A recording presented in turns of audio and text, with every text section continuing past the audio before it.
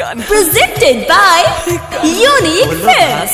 क्या Unique क्यों रो रहे Films. हो? Unique देखो ना, Unique Films. हमार गर्लफ्रेंड की शादी हो गई। अरे तो भला इसमें मैं क्या कर सकता हूँ? अरे रउआ तो लव के गुरु हो। रउआ तो सब प्यार करे वाला के सपोर्ट करी और हमार का अब हम केकरा से प्यार करो मेरे कान। अरे तो तुम कहना क्या चाहते हो? साफ साफ बोलो। कितना बताई विपतिया दोसर रहिया धाली होले। कितना बताई विपतिया दोसर रहिया धाली होले। हे लव के गुरु कौन होइया लव मैरेज कली होले। लव मैरेज कली होले। हे लव के गुरु कौन होइया लव मैरेज कली होले। लव मैरेज कली होले।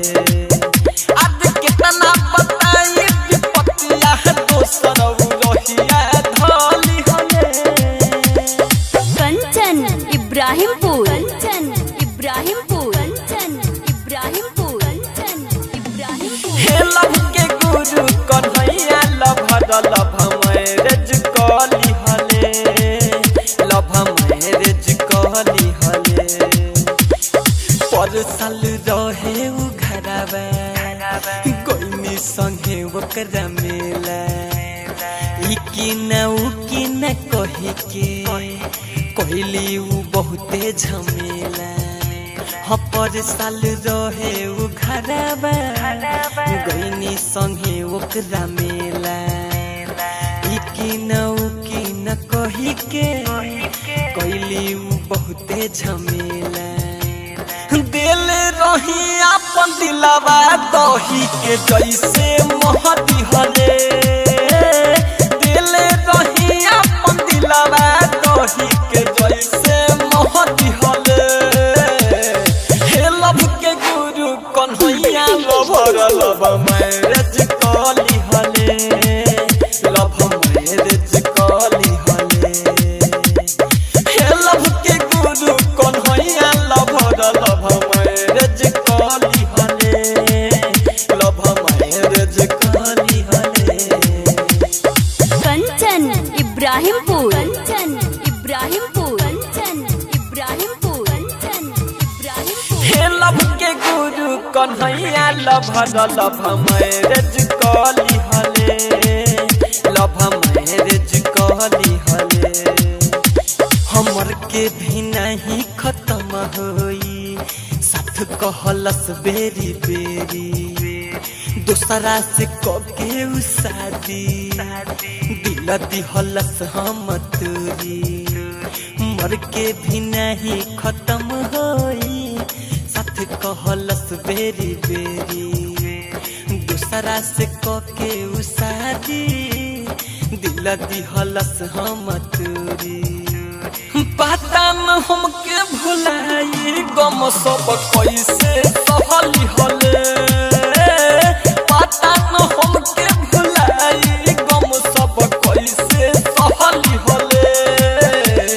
हे लव के गुरु कन्हैया लव मैरेज कली हले। लव मैरेज कली हले।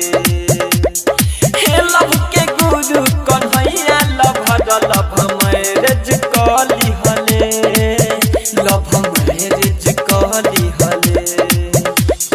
Kanchan Ibrahimpur. Kanchan Ibrahimpur. Kanchan Ibrahimpur. Kanchan Ibrahimpur. Presented by Unique Films.